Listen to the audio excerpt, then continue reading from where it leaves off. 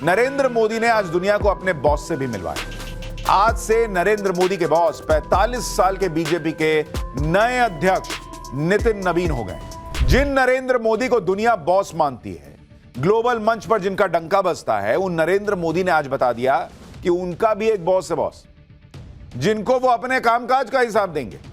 नरेंद्र मोदी ने आज दुनिया को अपने बॉस से भी मिलवाया। आज से नरेंद्र मोदी के बॉस 45 साल के बीजेपी के नए अध्यक्ष नितिन नवीन हो गए। जो नरेंद्र मोदी लगातार 25 साल से हेड ऑफ गवर्नमेंट हैं, जो लगातार 3 बार से देश के प्रधानमंत्री हैं, वो नरेंद्र मोदी बीजेपी के कार्यकर्ता के तौर पर नितिन नवीन को अपना बॉस बता रहे हैं। और यह सिर्फ बीजेपी में ही हो सकता है बॉस, यह काम सिर्फ नरेंद्र मोदी ही कर सकते हैं। 45 साल के एक युवा को दुनिया की सबसे बड़ी पॉलिटिकल पार्टी की कमान सौंप दी और फिर भर दुनिया के सामने कह दिया गया, अरे ये मेरे बॉस है भाई। लगातार हार के बाद भी इंडी गठबंधन से ना अपने नेता बदले जा रहे हैं, ना नेतृत्व बदला जा रहा है, ना पार्टी की नीति बदली जा रही है, ना एक परिवार का मोह छूट रहा है। दूसरी तरफ नरेंद्र मोदी हैं, जिन्होंने बीजेपी का नेतृत्व एक युवा को देकर जनरेशन शिफ्ट का मैसेज दे दिया। भाई, जिस पार्टी में एक से बड़े एक धुरंधर बैठे हैं, नरेंद्र मोदी से लेकर अमित शाह, राजनाथ सिंह बड़े बड़े नेता हैं, उस पार्टी की कमान एक युवा को सौंप देना, वो भी 45 साल का युवा, जिनके बारे में बहुत लोग जानते भी नहीं थे। यह कोई आसान फैसला तो नहीं होगा, लेकिन बीजेपी इसी तरीके से काम करती है। वो फ्यूचर में इन्वेस्ट करती है और जब फ्यूचर में जीतती है तो लोग कहते हैं अरे ईवीएम हैक हो गया, वोट चोरी हो गया, तो मीडिया ने साथ दे दिया, तो ये तो वो। अरे काम क्या करते हैं पहले ये तो देखो। दूसरी तरफ ढेले भर का परिवर्तन होने को तैयार नहीं, और यहां बड़े बड़े जनरेशनल शिफ्ट हो रहे हैं। और यही नरेंद्र मोदी के काम का तरीका है। उनके लिए परिवार नहीं, प्रतिभा मायने रखती है। वो उम्र और अनुभव के साथ साथ फ्यूचर प्लानिंग करते हुए फैसले लेते हैं, और उनकी फ्यूचर प्लानिंग में नितिन नवीन एकदम फिट बैठते हैं। आज नितिन नवीन को बीजेपी का नया अध्यक्ष नियुक्त कर दिया गया। उनकी आधिकारिक ताजपोशी हो गई। बीजेपी मुख्यालय में उनके नाम का ऐलान हुआ। आज आपको बताऊंगा कि पीएम मोदी ने नए अध्यक्ष नितिन नवीन के लिए क्या क्या कहा, कैसे पीएम मोदी ने कांग्रेस को बुरी तरह से एक तरीके से छील दिया।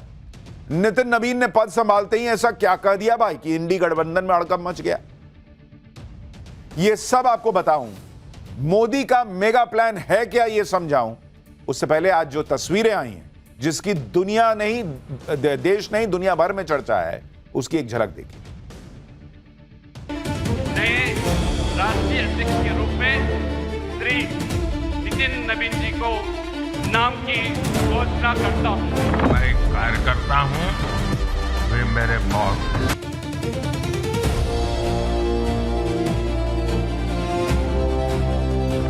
नए अध्यक्ष जी को मेरे काम का हिसाब दे रहा था। पार्टी का जन्म किसी परिवार ने किया। पार्टी में लगातार एक के बाद एक उनके परिवार के ही अध्यक्ष होते हैं। पार्टी की पूरी निर्णय प्रक्रिया उस परिवार के हाथ में होती है।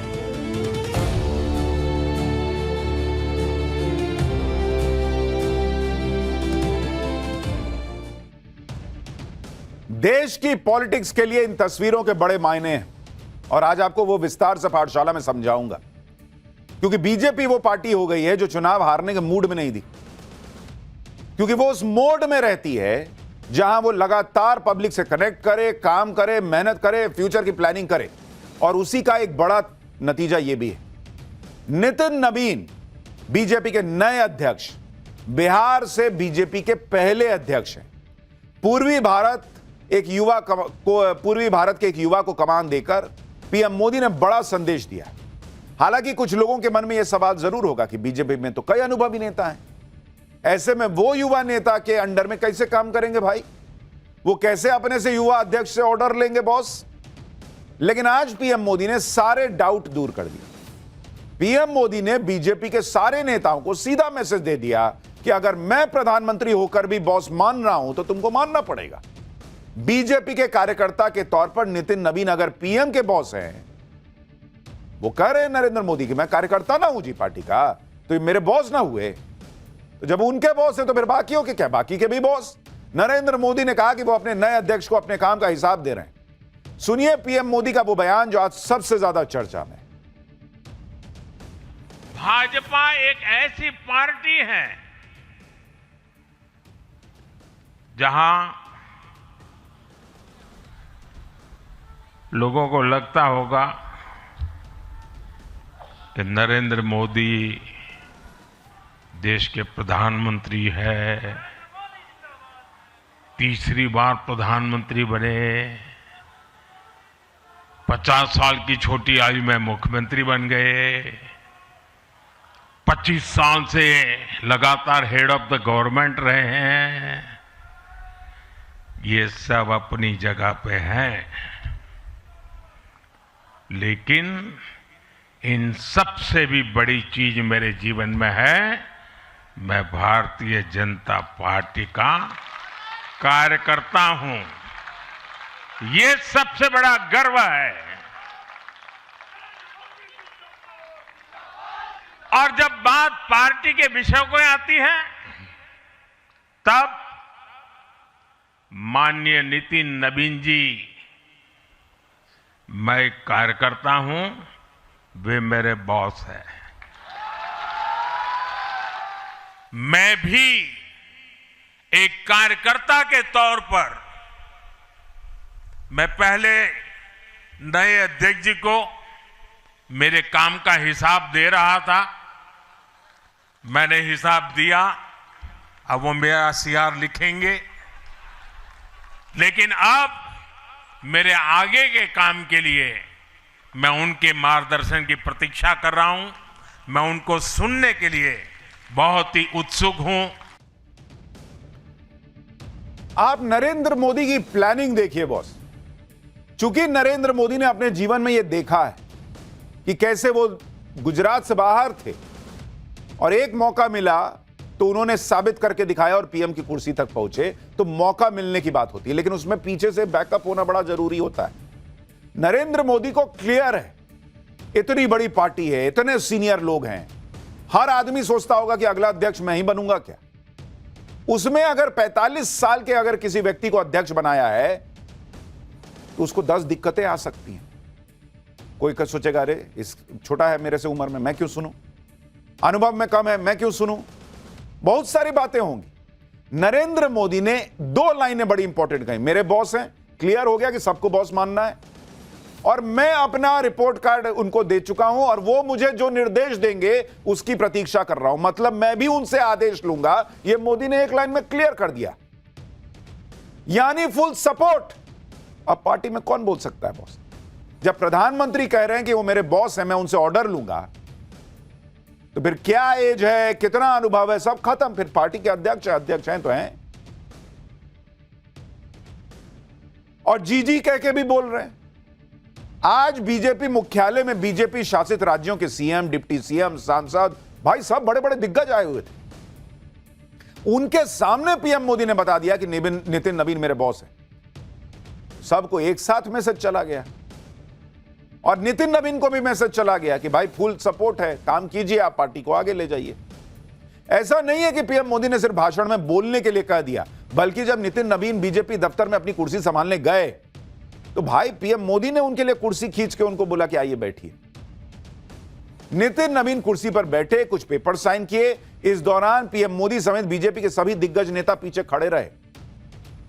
कोई सीनियरिटी नहीं, अध्यक्ष हैं तो अध्यक्ष हैं, बाकी कार्यकर्ता हैं। इन तस्वीरों को देखकर लोग बीजेपी और कांग्रेस के कल्चर को कंपेयर करने लगे, क्योंकि कांग्रेस में तो उल्टा हिसाब चलता है। आप ये तस्वीर देखिए, एक रैली में सोनिया गांधी मंच में आई तो कांग्रेस अध्यक्ष मल्लिकार्जुन खड़गे अपनी कुर्सी से खड़े हो गए।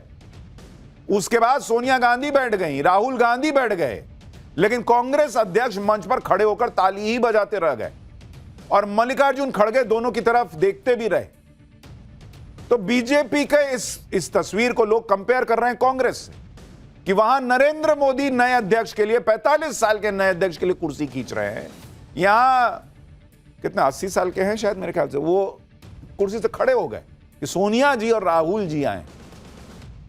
एक और वीडियो आपको दिखाता हूं, पिछले साल का है।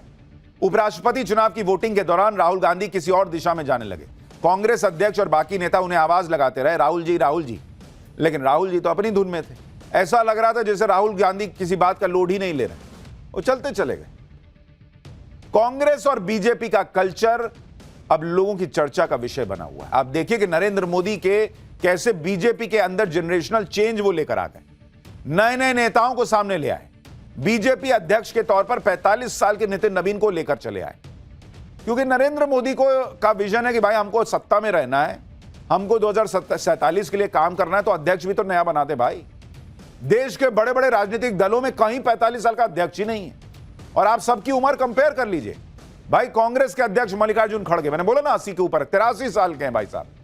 Sonia Gandhi chairperson of Congress parliamentary party 78 साल की। लालू यादव 77 साल के पार्टी प्रेसिडेंट है आरजेडी के। ममता बनर्जी 71 साल की हैं, टीएमसी की प्रमुख है। चंद्रबाबू नायडू 75 साल के हैं, टीडीपी के प्रमुख हैं। नीतीश कुमार 74 साल के हैं, जेडीयू के कर्ता धर्ता है। एमके स्टालिन 72 साल के हैं, डीएमके के प्रमुख। मायावती 70 साल की हैं, बीएसपी प्रमुख। अरविंद केजरीवाल 57 साल के हैं, आम आदमी पार्टी के मुखिया। और अखिलेश यादव 52 साल के हैं, सपा प्रमुख।